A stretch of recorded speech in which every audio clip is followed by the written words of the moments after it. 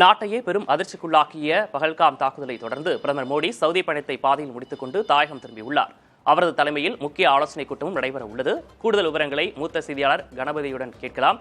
கணபதி, நேற்றைய தினமே உள்துறை அமைச்சர் அந்த சம்பவ இடத்திற்கு நேரில் சென்று பார்வையிட்டார். அதை தொடர்ந்து உயர்மட்ட ஆலோசனைக் குழு கூட்டமும் நடைபெற்றது. உயர் அதிகாரிகள் அங்கு இருக்கும் நிலையில் தற்போது மோடி தலைமையில் இங்கு என்ன கூட்டம் நடைபெற இருக்கிறது, அதில் யாரெல்லாம் பங்கேற்க இருக்கிறார்கள்?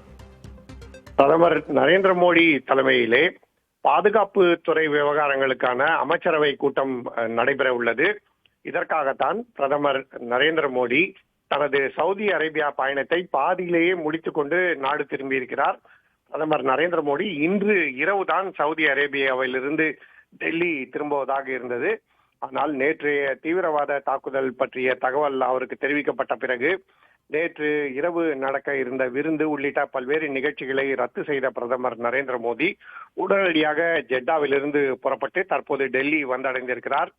டெல்லி விமான நிலையத்திலேயே அவர் தேசிய பாதுகாப்பு செயலர் அஜித் தோவல், வெளியுறவுத்துறை அமைச்சர் ஜெய்சங்கர் ஆகியோரை சந்தித்தார். உடனடியாக தற்போதைய சூழல் குறித்த ஆலோசனை கூட்டம் நடைபெற்றது. பிரதமருக்கு அனைத்து தகவல்களும் அளிக்கப்பட்டன. அப்போது வெளியுறவுத்துறை செயலர் விக்ரம் மிஸ்ரியும் உடனிருந்தார் என அதிகாரிகள் தகவல் தெரிவித்திருக்கின்றனர். இதைத் தொடர்ந்து பிரதமர் தனது இல்லத்துக்கு செல்கிறார். அங்கே பாதுகாப்புத்துறை அமைச்சர் ராஜ்நாத் சிங் மற்றும் உள்துறை அமைச்சர் அமித்ஷா ஆகியோருடன் தொடர்ச்சியாக ஆலோசனைகளை நடத்த இருக்கிறார். நிதியமைச்சர் நிர்மலா சீதாராமனும் அமெரிக்கா பயணத்தை பாதியிலேயே ரத்து செய்துவிட்டு டெல்லி திரும்புகிறார் என அதிகாரிகள் தெரிவித்திருக்கிறார்கள். அதற்கான ஏற்பாடுகள் செய்யப்பட்டுக் கொண்டிருக்கின்றன. அவரும் திரும்பிய பிறகு உடனடியாக டெல்லியிலே பாதுகாப்புத்துறை விவகாரங்களுக்கான அமைச்சரவை குழு கூட்டம் நடைபெற உள்ளது. ஒருவேளை பயணங்களிலே ஏதேனும் தாமதம் ஏற்பட்டால் நிதியமைச்சர் நிர்மலா சீதாராமன் மற்றும் உள்துறை அமைச்சர் அமித்ஷா ஆகியோர் காணொலி மூலமாக ஆலோசனையில் கலந்து கொள்வார்கள் எனவும், உடனடியாக தீவிரவாதிகளை தேடி பிடிக்க வேண்டும் என்பதற்கு என்னென்ன நடவடிக்கைகளை எடுக்க வேண்டுமோ அது அத்தனையும் எடுக்க வேண்டும். காஷ்மீரில் பாதுகாப்பை பலப்படுத்துவதற்கான நடவடிக்கைகளை எடுக்க வேண்டும். இது போன்ற ஒரு சம்பவம் மீண்டும் நிகழக்கூடாது என்பது முதல் கட்டமாக பிரதமரால் வலியுறுத்தப்பட்டிருக்கிறது.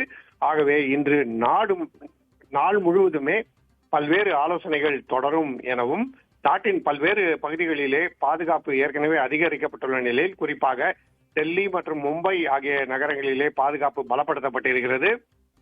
காரணம், அமெரிக்காவின் துணை அதிபரான ஜேடி வான்ஸ் இந்தியாவிலே பல்வேறு இடங்களிலே பயணம் செய்வது உங்களுக்கு நன்றாக தெரியும்.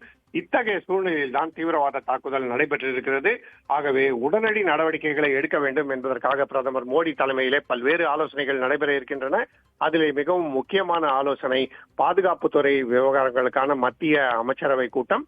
மேலும் ராணுவத்தைச் சேர்ந்தவர்கள் மற்றும் துணை ராணுவ படைகளைச் சேர்ந்தவர்களுடன் பிரதமர் நரேந்திர மோடி ஆலோசனை நடத்த இருக்கிறார். ஆகவே இன்று நாள் முழுவதுமே இந்த விவகாரத்துக்கு முக்கியத்துவம் அளித்து அனைத்து நடவடிக்கைகளும் எடுப்பதற்கான ஏற்பாடுகள் செய்யப்பட இருக்கின்றன. விக்னேஷ், நாட்டையே உலுக்கிய இந்த விவகாரம் தொடர்பாக அனைத்து தரப்பிலிருந்து தீவிரவாதிகள் தப்பிவிடக்கூடாது அப்படின்ற ஒரே குரல் ஓங்கி ஒழிச்சிட்டு இருக்கு. இப்போ அமெரிக்க அதிபர் ட்ரம்ப் கூட இதர் தொலைபேசியில் இந்தியா எடுக்கக்கூடிய நடவடிக்கைகளுக்கு உறுதுணையாக இருப்பதாகவும் தெரிவித்திருந்தார். அப்படி இருக்க இப்போ இந்தியா சார்பில் என்ன நடவடிக்கை எடுக்க வாய்ப்பு இருக்கு? இப்போ நிச்சயமாக நீங்கள் சொன்னது போலவே அமெரிக்கா, ரஷ்யா உள்ளிட்ட உலக நாடுகள் அனைத்துமே இந்த தீவிரவாத தாக்குதலுக்கு கடும் கண்டனம் தெரிவித்திருக்கின்றன. இந்தியாவுக்கு இது போன்ற தீவிரவாத தாக்குதல்களை ஏற்படும் சமயத்தில் தேவையான நடவடிக்கைகளை எடுப்பதற்கான உரிமை இருக்கிறது என்பதை அவர்கள் வலியுறுத்தி இருக்கிறார்கள். ஏற்கனவே நாம் பார்த்திருந்தோம், புல்வாமா தீவிரவாத தாக்குதலுக்கு பிறகு எல்லை தாண்டி தீவிரவாத முகாம்களிலே துல்லிய தாக்குதல், பிறகு விமானப்படை மூலமாக தீவிரவாத முகாம்கள் மீது நேரடி தாக்குதல் என பல்வேறு விதமான நடவடிக்கைகள் எடுக்கப்பட்டன. இப்போதும் அது போன்ற நடவடிக்கைகளை எடுக்க வேண்டுமா என்பதே மிகவும் முக்கியமான கேள்வியாக இருக்கிறது.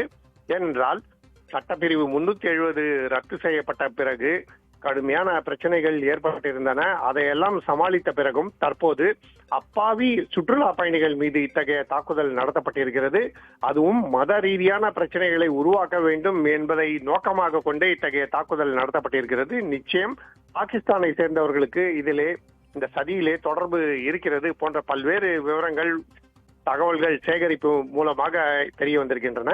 ஆகவேதான் வலுவான நடவடிக்கை எடுக்க வேண்டும். எல்லையிலே ஊடுருவல், தீவிரவாத நடவடிக்கைகள் பாகிஸ்தானில் இருந்து ஊக்குவிப்பது ஆகியவற்றை தடுப்பதற்கு என்ன நடவடிக்கைகள் எடுக்க வேண்டுமோ அனைத்துமே எடுக்கப்படும் என பிரதமர் நரேந்திர மோடி தெரிவித்திருக்கிறார். இன்றைய ஆலோசனைகளிலே இதற்கான விவரங்கள் என்ன என்பதெல்லாம் இறுதி செய்யப்படும். விக்னேஷ், அடுத்தடுத்த விவரங்களுக்காக மீண்டும் தொடர்பு கொள்கிறோம். தற்போதைய விவரங்களுக்கு நன்றி கணபதி.